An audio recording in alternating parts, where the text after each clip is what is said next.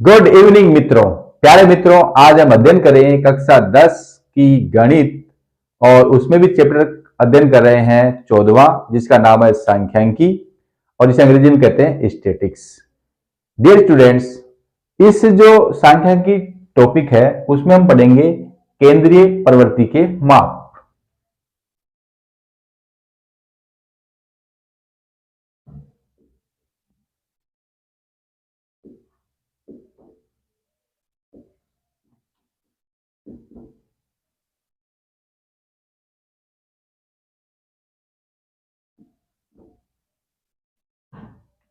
measures of central tendency।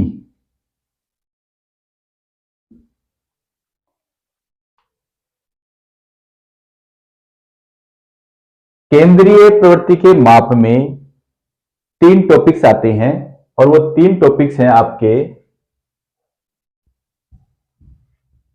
माध्य अर्थात mean, दूसरा है माध्ययक मीडियन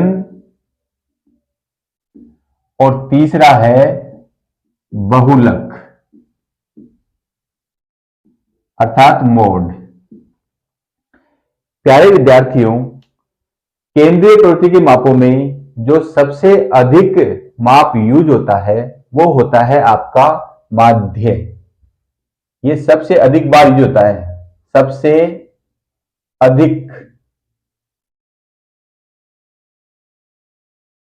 अधिक काम में आने वाला कोई केंद्रीय प्रवृत्ति का माप है तो वो है माध्य।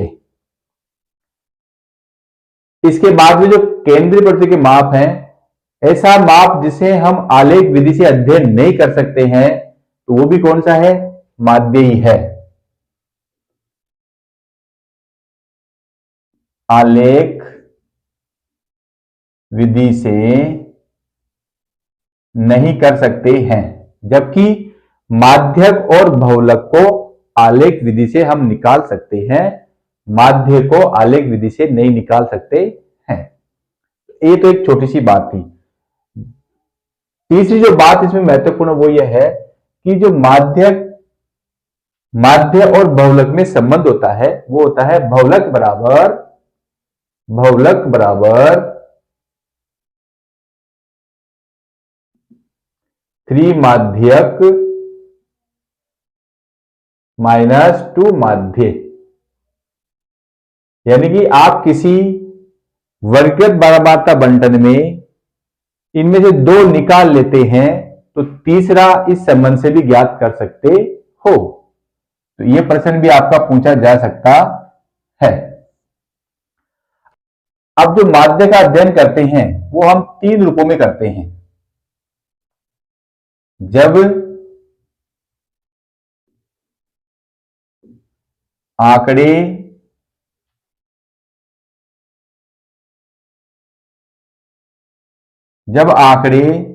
चर के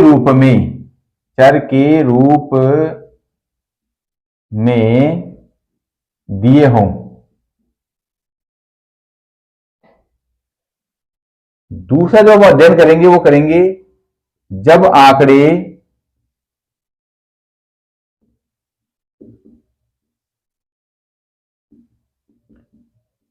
बारंबारता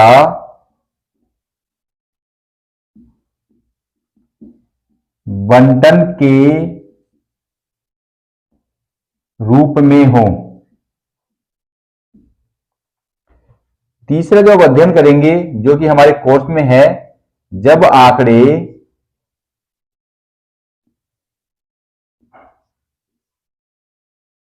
वर्गीकृत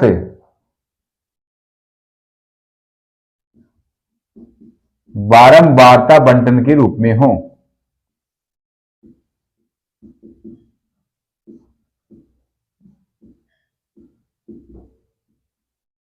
वर्गीकृत बारंबारता बंटन के रूप में हो। ऐसे ही हम माध्यक का भी इन तीनों ही कंडीशन में अध्ययन करेंगे और बहुलक का भी इन तीनों ही कंडीशन में अध्ययन करेंगे। जब आंकड़े चर के रूप में हो तो हम समांतर माध्य जो निकालेंगे वो लिखेंगे x बार बराबर सिग्मा x अपॉन n, अतः हम लिखेंगे आंकड़ों का योग बटा आंकड़ों की संख्या, जिसे हम लिख सकते हैं x1 plus x2 plus dot dot dot xn upon n। जितने आंकड़े दे रखे हैं उनका योग कर लेंगे, उनकी संख्या लिख देंगे, तो क्या जाएगा, समांतर माध्य आ जाएगा। जब आंकड़े बारंबारता बंटन के रूप में हो, अर्थात मैं यूं कह सकता हूं कि वो x और f, x वह f के रूप में हो, तब हम क्या करेंगे, x के मानों को यहां लिख लेंगे, f के मानों को यहां लिख लेंगे। जैसे मान लो कि x के मान 2, 3, 5, 7, 8 है, 2 की बारंबारता 2 है, 3 की बारंबारता 5 है, 5 की बारंबारता 7 है, 7 की बारंबारता 2 है, इसकी बारंबारता 4 है। इन मानों को हम इस प्रकार लिख लेंगे।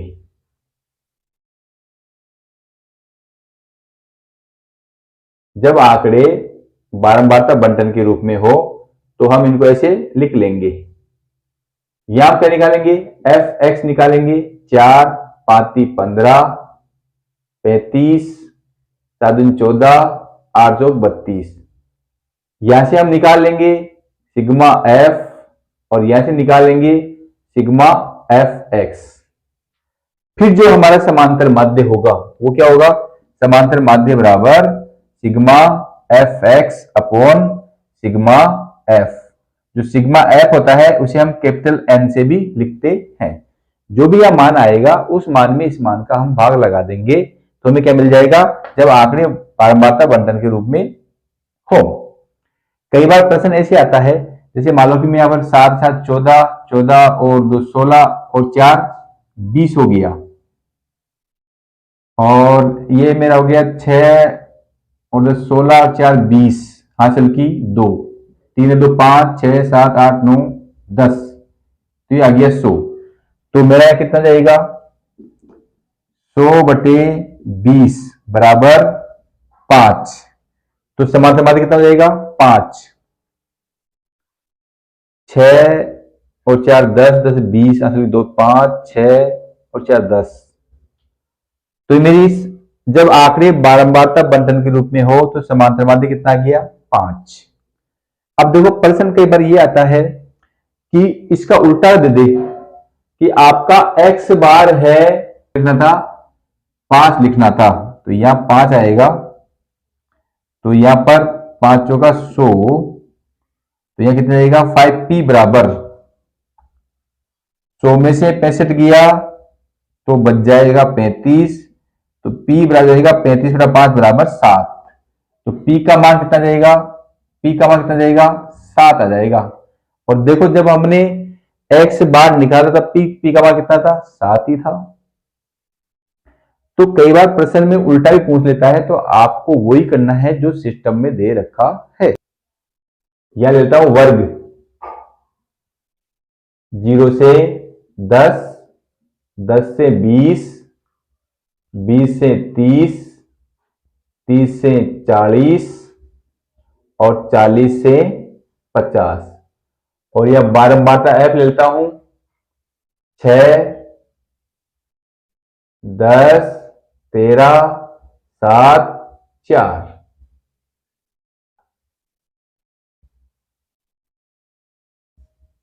जब आंकड़े वर्गीकृत बारंबारता में दे रखा हो, देखो वर्गीकृत बारंबारता होती है 0 से 10, ये निम्न सीमा ये उच्च सीमा, उच्च सीमा और निम्न सीमा का अंतर कितना हो गया, 10, इसे बोलते हैं वर्ग अंतराल। निम्न सीमा और उच्च सीमाओं के अंतर को बोलते हैं वर्ग अंतराल। इसे h से भी लिखते हैं और i से भी लिखते हैं। तो सबसे पहले हम निकालेंगे x, क्या निकालेंगे, x निकालेंगे। x कैसे निकालेंगे, निम्न सीमा और उच्च सीमा जोड़कर 2 का भाग लगा देंगे, तो 0 + 10/2 बराबर 5। ऐसे यह निकालेंगे तो आ जाएगा 15, यह निकालेंगे आ जाएगा 25, यह निकालेंगे आ जाएगा 35, यह निकालेंगे आ जाएगा 45। 40 + 50 90, 90 का आधा 45। अब देखो हम डायरेक्ट करना हो तो हम करेंगे कि पहले एक बार निकाल लेंगे 5। अब इनका वर्ग अंतर कितना है 10, 5 में 10 जोड़ेंगे 15, 15 में 10 जोड़ेंगे 25, 25 में 10 जोड़ेंगे 35, 35 में 10 जोड़ेंगे 45। तो एक बार माध्य निकालकर उनका वर्ग अंतराल जोड़ दें तो भी हमें x मिल जाता है। आप माध्य से निकाल लें या फिर एक निकालने के बाद में वर्ग अंतराल जोड़ दें, दोनों बराबर बातें हैं। इसके बाद हम क्या निकालेंगे, fx निकालेंगे। क्या निकालेंगे, fx निकालेंगे। तो ये आपका x और ये आपका f, तो 6 पंजा में 30, 15 ढाई 150, 25 30 74, हासिल की 7, 25 एकम 25 7 32, 7 पंजे 35, हासिल की 3, 7 तिया 21 और 3 24, 45 चौके 180। तो यहां से हम निकालेंगे सिग्मा एफ एक्स। तो सिग्मा एफ एक्स कितना आएगा, 5 और 5 10, 9 9 4 13, 13 2 15, 15 5 20 और 3 23, 2 1 3 और 2 5, 6 7 8 1 9, ये आ गया 930। यहां से निकालेंगे अपन सिग्मा एफ। तो 6 3 9, 16 4 20, 2 2 2 4 40।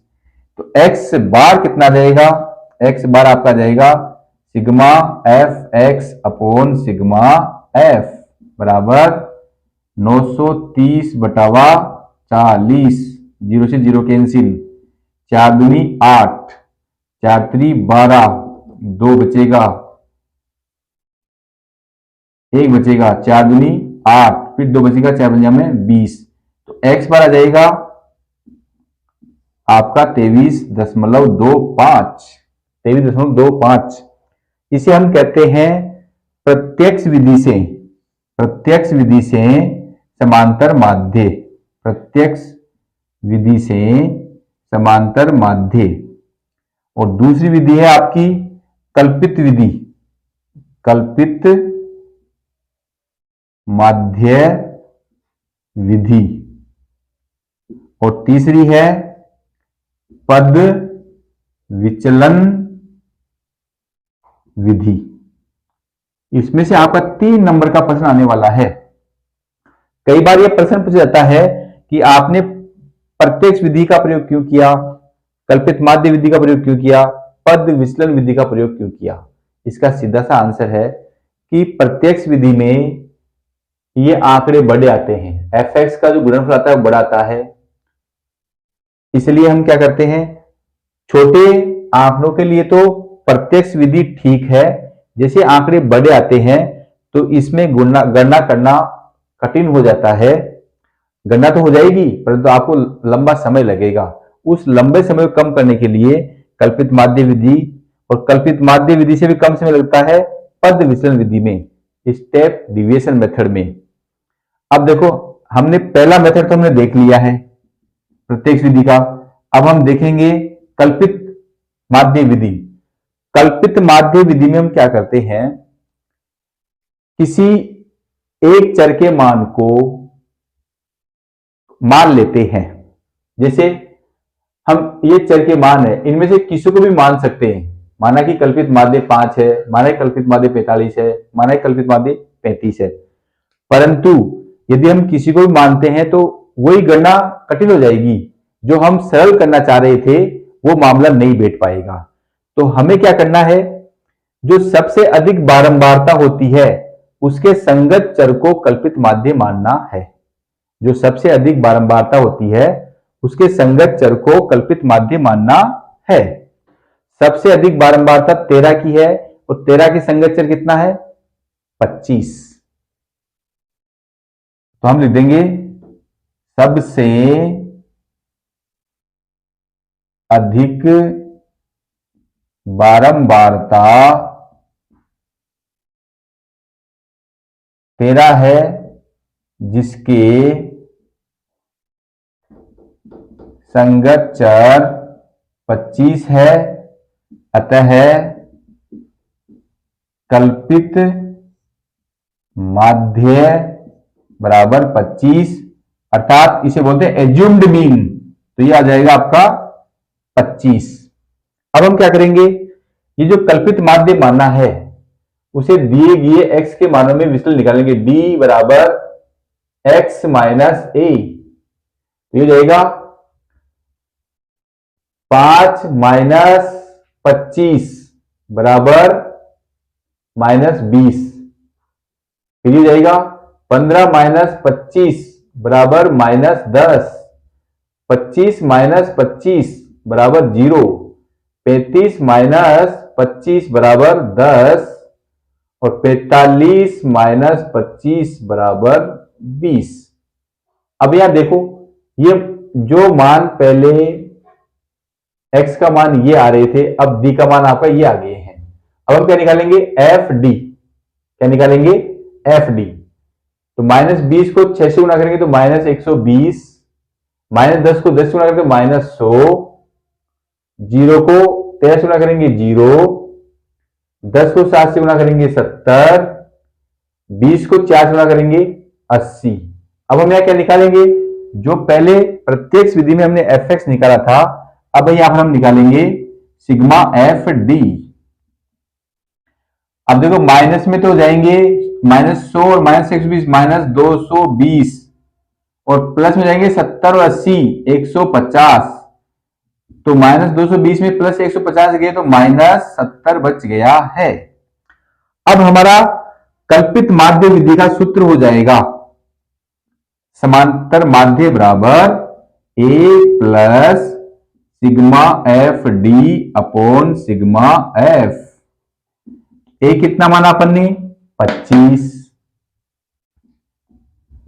सिग्मा एफ डी कितना गया, -70 बटे 40, एक जीरो से एक जीरो कैंसिल, 25 प्लस को माइनस बना कर तो माइनस, साथ में 4 का बाद देंगे, 4 एकम 4, 3 बचेगा, 7 चौक 28, 2 बचेंगे, 4 पंजे 20। अब 25 में से 1.75 जाएगा तो 23.25 बचेगा। अब आप देख रहे हो प्रत्यक्ष विधि में भी समांतर माध्य 23.25 आ रहा था और कल्पित माध्य विधि में भी समांतर माध्य 23.25 आ रहा है, परंतु वहां पर गणना करना थोड़ा कठिन था, यहां पर सरल है। तीसरी विधि है पद विचलन विधि। डियर स्टूडेंट्स, जो कल्पित माध्य विधि है और पद विचलन विधि है उसमें ये वाली बात तो दोनों में कॉमन रहती है। कल्पित माध्य जिसकी बारंबारता सबसे अधिक है उसके संगत चर को ही कल्पित माध्य मानना है। कि हम जो हमारा वर्ग अंतराल h है उसमें डिवाइड और कर देते हैं, h से क्या कर देते हैं, डिवाइड।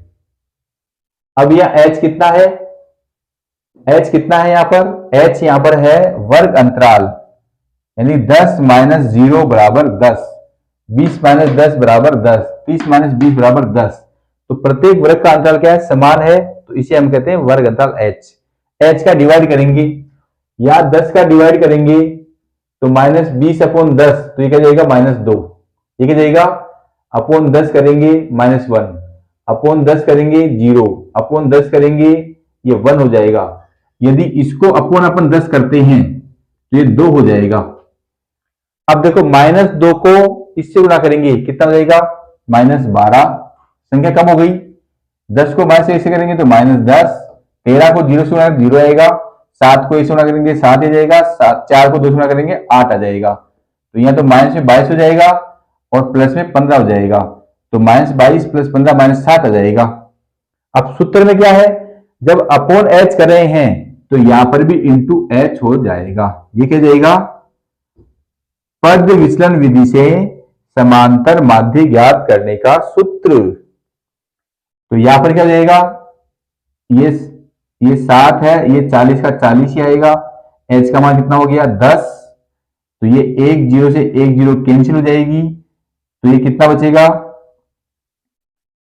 7/4। इसको मैं लिखता हूं 25 माइनस 1.75, तो कितना जाएगा ये 23.25। तो आपने क्या देखा, अब हमने ये देखा कि एक ही प्रश्न को हम चाहे प्रत्यक्ष विधि से हल करें चाहे कल्पित माध्य विधि से हल करें, चाहे पद विचलन विधि से हल करें, समांतर माध्य वही आता है, परंतु गणना सरल हो जाती है। प्रत्येक विधि में जहां गणना में बड़े आंकड़े आ रहे थे, कल्पित माध्य में थोड़े आंकड़े कम हुए, और फिर पद विचलन विधि में आंकड़ों की संख्या बहुत कम हो गई, तो गुणा करना बहुत आसान हो गया। माध्य का भी तीनों ही केस में अध्ययन करते हैं। जब आंकड़े चर के रूप में हो, जब आंकड़े चर के रूप में हो तो दिए गए आंकड़ों को हम आरोही या अवरोही क्रम में रखते हैं।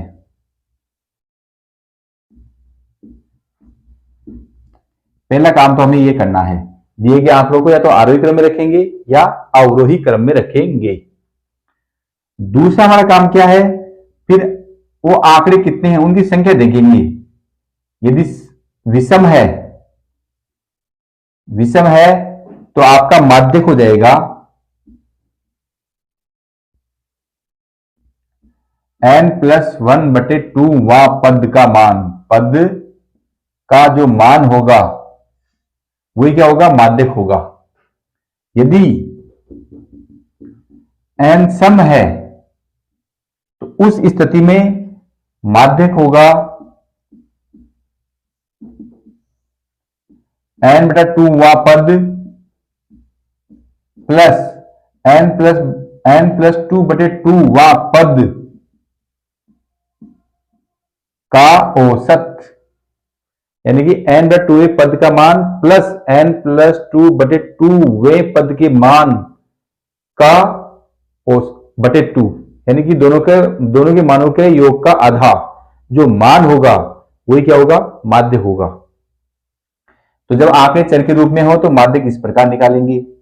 जब आंकड़े बारंबारता बंटन के रूप में हो, ये वाले मान नहीं है, तो 10 चर है अपना 10, 20, 30, 40, 50 है, तो उस केस में हम क्या करेंगे, माध्यक निकालने के लिए, उस केस में माध्यक निकालने के लिए सबसे पहला हमारा काम होगा CF सारणी बनाना।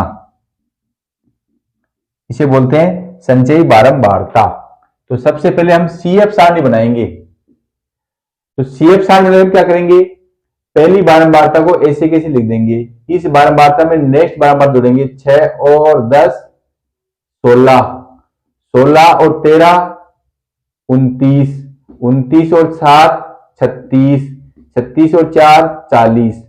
यदि बारंबारताओं का योग और इस योग के बराबर आ जाता है, बारंबारताओं का योग और ये योग बराबर आ जाता है, तो हम कहेंगे कि हमारी CF सारणी सही है। CF सारणी बनाने के बाद में हम क्या करेंगे, सिग्मा f/2 निकालेंगे। सिग्मा f को n/2 भी बोलते हैं, तो 40/2 बराबर 20। अब 20 से ठीक बड़ी, कई बार क्या होता है 20 ही हमारा n/2 का मान 20 रहता है, यहां भी 20 होता है, तो जो 20 है उसका संगत चर जो है, इसका संगत चर क्या है 20, तो आंसर क्या जाएगा 20।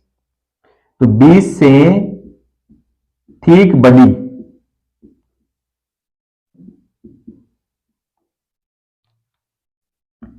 CF कितनी है 29, जिसके संगत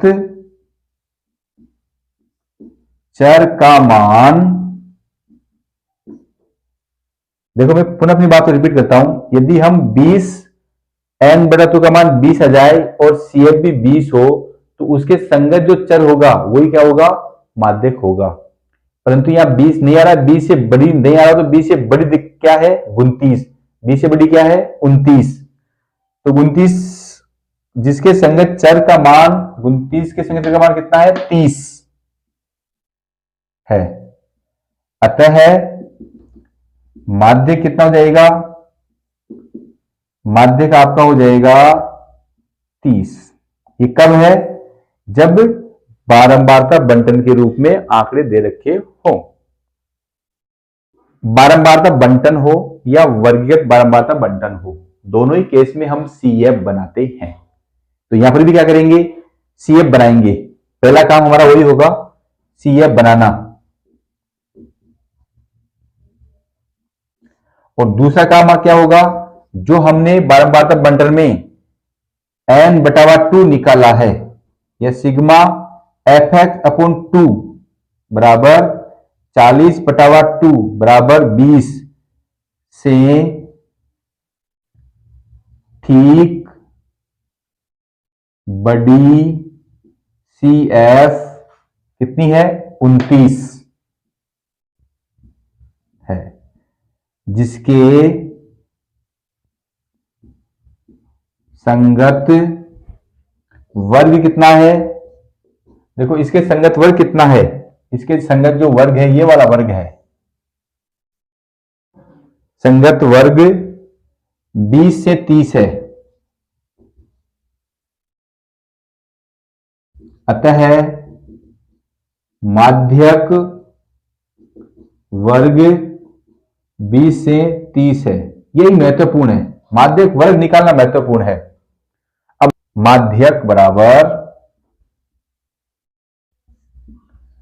L plus n/2 minus CFB upon FW into H। अब यहां पर देखो जो L है वो L है माध्यक वर्ग की निम्न सीमा, और माध्यक वर्ग कौन सा है, 20 से 30। अब 20 से 30 की निम्न सीमा कौन सी है, 20, उस सीमा कौन सी है, 30, तो निम्न सीमा कितनी हो जाएगी, 20। FW विथ फ्रीक्वेंसी, यानी कि माध्यक वर्ग की बारंबारता, माध्यक वर्ग की बारंबारता कितनी है, 13।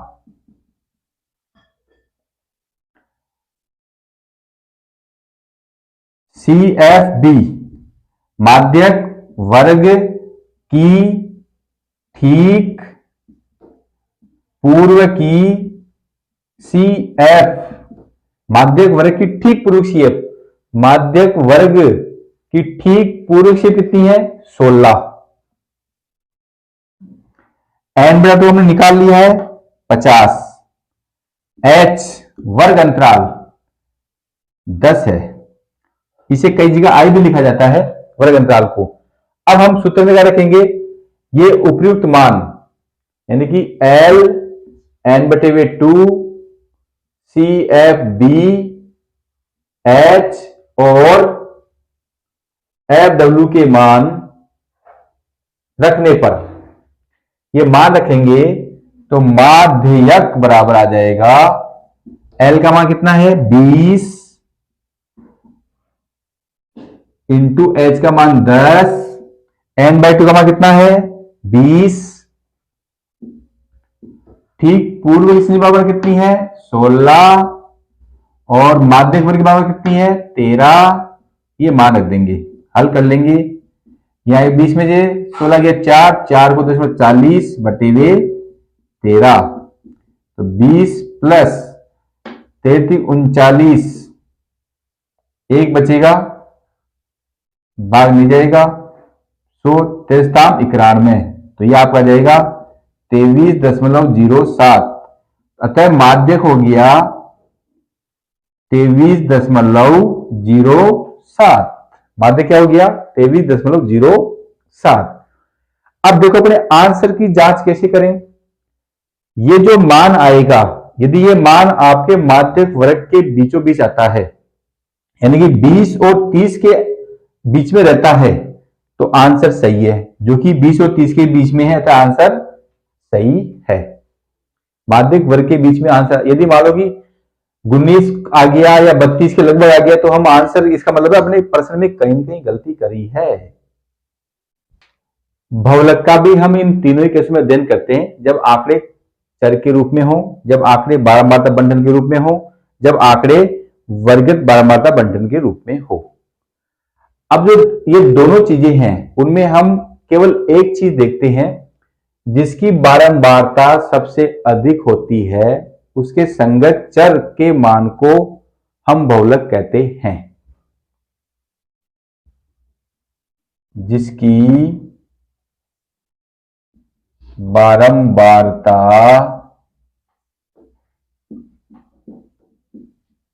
सबसे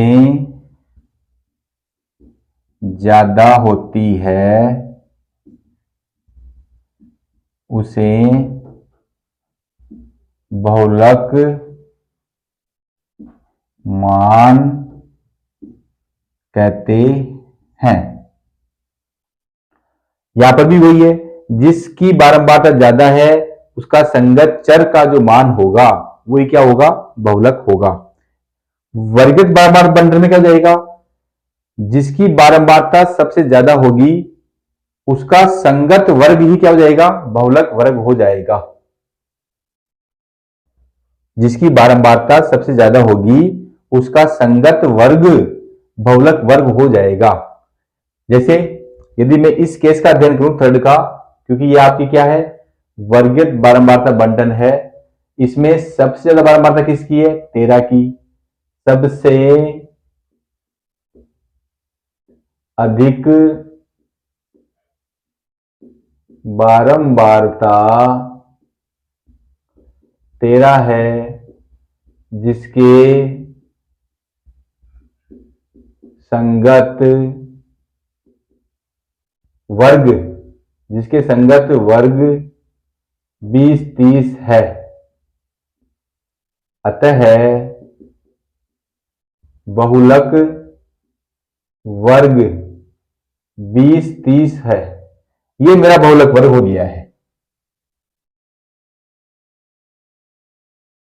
अब हम क्या करेंगे, सूत्र लिख देंगे। बहुलक बराबर होता है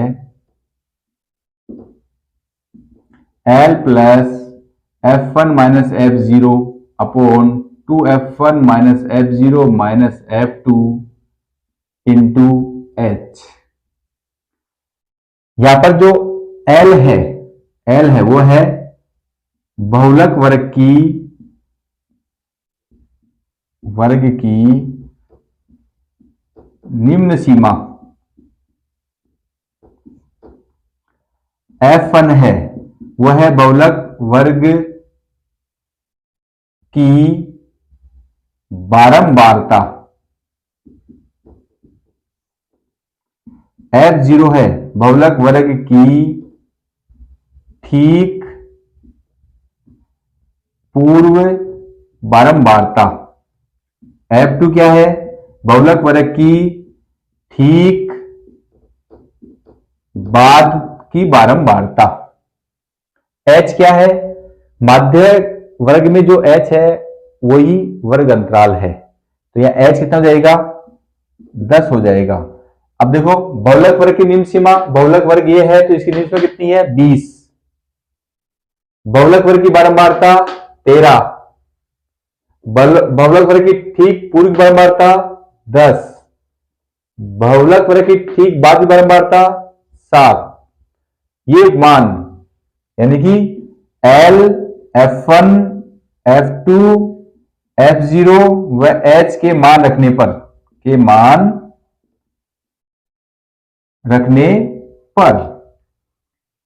तो मान रखूंगा तो बहुलक बराबर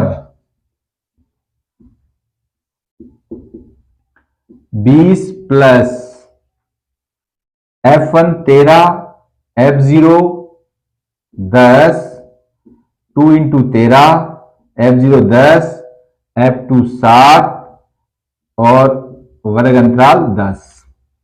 तो ये आपका 20 प्लस 13 में से 10 गया 3, 13 दूना 26, माइनस 10 और माइनस 7 माइनस 17 इंटू 10। 20 प्लस 10 दिया 30 और 26 में से 17 गए तो ये बच जाएंगे 9।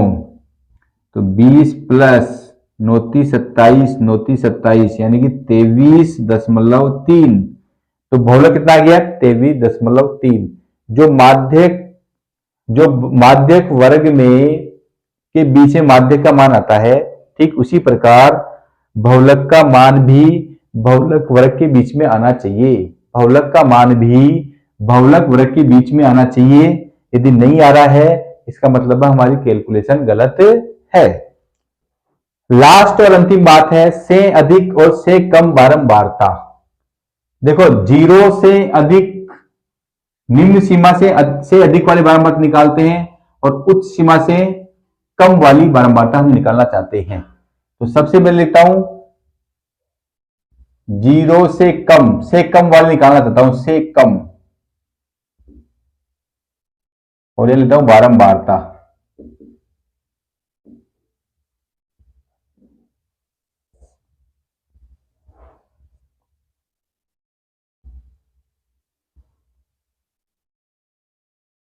ये बात मैं पुनः स्पष्ट कर रहा हूं, से कम और से अधिक वाली बारंबारता, से कम वाली बारंबारता 10 से कम, 20 से कम उच्च सीमा को लेकर आधार लेंगे, से अधिक में निम्न सीमा को आधार लेंगे। तो 10 से कम, 20 से कम, 30 से कम, 40 से कम और 50 से कम।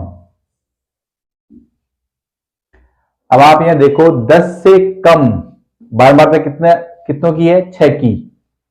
तो 10 से कम में बारंबारता जाएगी 6। 20 से कम में 6 भी है बारंबारता और 10 भी है, तो कितना जाएगी? 6 और 10 16। 30 से कम में ये तीनों आ जाएंगी, तो 16 में 13 जुड़ेंगे, कितना जाएगी? यानी कि 6 10 13 जुड़ेंगे तो जाएगी 10 और 33 और 6 23 और 6 29। 30 से कम में ये तीनों आएंगी, 23 23 और 6 29। 40 से कम में ये चारों आ जाएंगी, तो 29 और 7 और रहेगा तो रहेगा 36। और 50 से कम में ये सारी आ जाएंगी, और इन सारी बारंबारता में कितना होता है? 40 दे रखा है। दूसरी जो है वो है से अधिक वाली, से अधिक बारंबारता।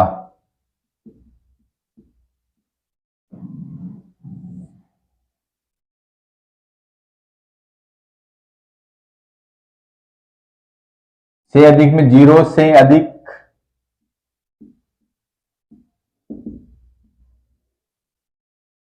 फिर निम्न सीमा 10 से अधिक, 20 से अधिक, 30 से अधिक और अंत में 40 से अधिक। अब ये जीरो से अधिक ये सारी है, इसका मतलब सभी बारंबारता में कितना है? 40। 10 से अधिक में केवल 6 कम हो जाएगा, तो कितना बचेगा? 34। 20 से अधिक में ये तीनों आ जाएंगी, यानी कि 13 7 4 24। 30 से अधिक में ये दोनों आएंगे केवल 11। 40 से अधिक में केवल 4 आएगा। 50 से अधिक में क्या जाएगा? 0। 50 से अधिक में कोई है ही नहीं। तो आपने देखा कि सबसे पहले तो ये डिसीजन लेना है कि से कम में तो हम लेंगे उच्च सीमाएं, और से अधिक में लेंगे निम्न सीमाएं, और फिर दी गई वर्गित बारंबारता बंटन से इसको बना देंगे। अब हम चाहे तो इनका आलेख भी निरूपण कर सकते हैं, और उस आलेख की सहायता से माध्यक और बहुलक की गणना भी कर सकते हैं। प्यारे विद्यार्थियों, आप लोगों के लिए मैंने बड़ी मेहनत की है। आप भी मेरी वीडियो को लाइक, कमेंट्स और सब्सक्राइब करना नहीं भूलें। धन्यवाद मित्रों।